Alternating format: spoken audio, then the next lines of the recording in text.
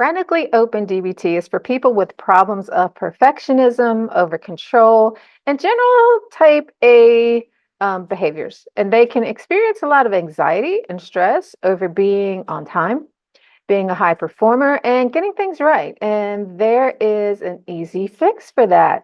It's all about changing the guidepost of right and wrong for a guidepost of values. And in this video, I'm going to share what are values, why leading with your values is important, how values guides behavior, and the benefit of living in alignment with your values, and tips for how to bring values into your life, all in this really short video.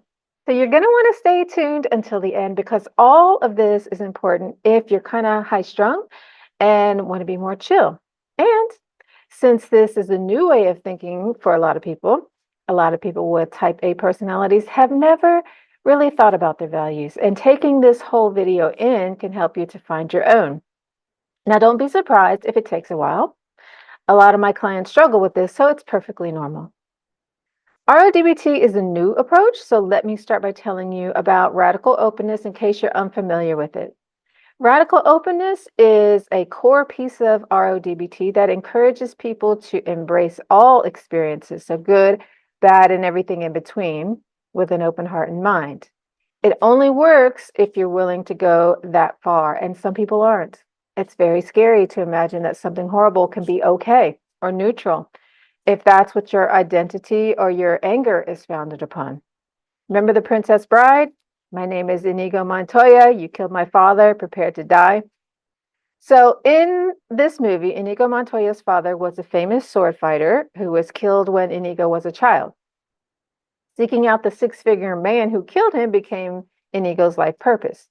He trained, he became a great fighter, and had one goal. That was to avenge his father. And there was nothing else important and no vision beyond that. Could he have chosen a life of peace as a consequence of his father's murder? Could he have started a charity for orphans? Could he have petitioned the king? Could he have humiliated the murderer instead? So radical openness gives you options. It also invites people to face discomfort and avoid turning away from difficult emotions, thoughts, or situations. If Inigo had felt his feelings and healed his grief, do you think he might have been able to choose a different option? Radical openness requires honesty with oneself and others, and that may help you to identify your values. So what are values? Values are core beliefs or principles that guide decisions and behaviors. Examples of values could include compassion, honesty, creativity, growth, and things like that. So values act as a compass for decisions because they give certain things priority over other things. Values help people decide what's truly important to them and guide their actions even in challenging situations. What was important to Inigo Montoya? I'd say revenge and honor. I'd even say integrity because he said he would avenge his father and that was his single-minded focus. And if you're familiar with the movie, I think you could say that his values allowed him to face the grief and loss of his father with resilience and kept him from being swept away by emotions or impulse. And that's a good thing. Although I don't think that revenge is a great motivator because it creates havoc, Inigo's honor and integrity are good things. If he was only motivated by revenge, it would have been a very different movie and he would be a very different character. He'd probably be a character that we don't like very much. To use this in an RO-DBT capacity, you need to make up a list of your top 3 to 7 values. And these are going to guide your life instead of using right or wrong, good or bad, perfect or flawed. Got it? If your values are reflected in your actions, you will be somebody that you like. Your life will have meaning. Inigo's life had meaning because he was doing what he felt he was called to do, just like everything Wesley did was in service of his love to Buttercup. They were both people living in alignment with their values, and this is why it's important to choose your values effectively. Humperdinck's values were something like fame and power. He wanted it at all costs, and if you know the movie, you know that he did all kinds of things, hurtful things, to get it. And Wesley had some hard encounters, but he navigated them with creativity so that he could be in alignment with his goals. For example, he befriended the Dread Pirate Robert so that he could live. Then he accepted the role of Dread Pirate Roberts so he would have the ability to return to Buttercup as a man of worth who could support her so she'd say yes to being his girl. Over control people are typically ruled by rules, so they do what they think they're supposed to do. Under controlled people are typically ruled by emotions, so you never know what they're going to do. People who are ruled by values are more consistent, trustworthy, and calm no matter how things turn out because life's not predictable.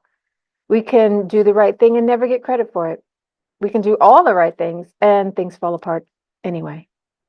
If you follow your values, you always have self-respect and a sense of identity left.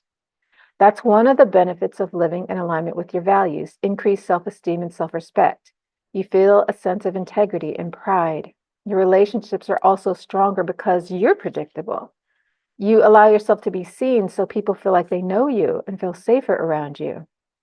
When you live in alignment with your values, you tend to have less emotional turmoil because there is less internal conflict and more emotional balance.